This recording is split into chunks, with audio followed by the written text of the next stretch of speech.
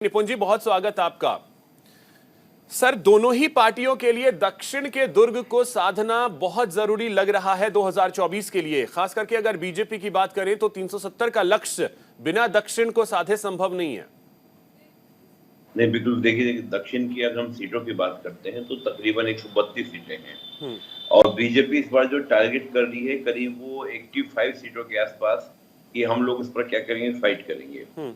और बीजेपी का जो लक्ष्य रखा गया है कि 60 सीटें हमें चाहिए, कि लगभग पिछली बार से लगभग आप मान लीजिए दुगुनी सीटों का लक्ष्य लेके चल रही है बीजेपी कि हमको डबल एकदम दुगुना कर देना है, तब जाकर हम लोग 370 और जो 400 पार का नारा है वो पूरा होगा।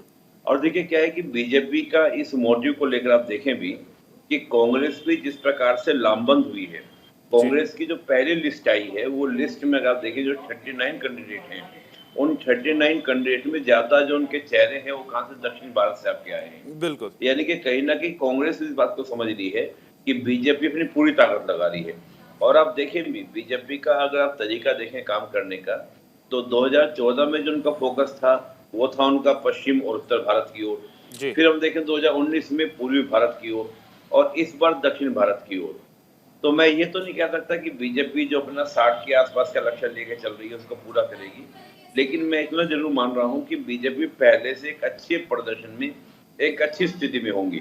और जो हम देखते हैं कि चाहे केरल की बात करें, हम अगर राज्य वाइज भी बात करें तो कर्नाटक में तो हम जानते ही हैं कि बीजेपी एक मजबूत स्थिति में है। और केरल में भी अगर हम बात करते हैं तो केरल में भी 2 सीट ऐसी थी जब आपका 2019 के चुनाव थे, उसमें नंबर 2 की पार्टी रही थी 2 सीटों पे। तो मुझे लगता है कि उन सब पार्टियों से कि आरएसएस का एक बहुत मजबूत संगठन केरल के अंदर है। हालांकि ये बात सही है कि आरएसएस की वजह से के बाद भी वहां पर कोई बहुत बड़ा प्रदर्शन बीजेपी नहीं कर पाई है, चाहे वो विधानसभा के चुनाव हो या लोकसभा के चुनाव हो।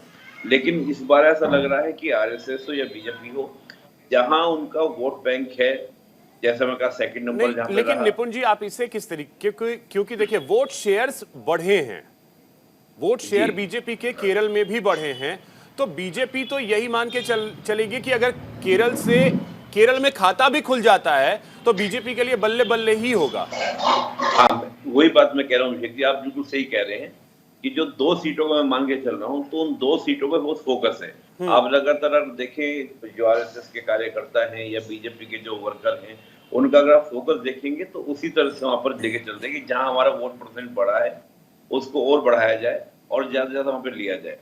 इसके साथ साथ देखें तमिलनाडु को भी, कि तमिलनाडु को भी बीजेपी बहुत फोकस कर रही है। और चाहे वो आपका एक सांस्कृतिक राष्ट्रवाद का मुद्दा हो, संस्कृत और तमिल को दोनों को मिलाकर। और देखिए तमिलनाडु का एक बहुत बड़ी पॉलिटिक्स रही है आजादी के बाद से ही, वो रहा है तमिल की लैंग्वेज को लेकर, तमिल भाषा को लेकर।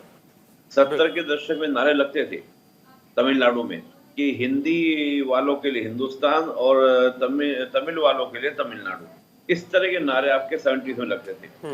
और बीजेपी ने वो जो एक हिंदी और जो तमिल का जो गैप था उसको तोड़ने का प्रयास किया है।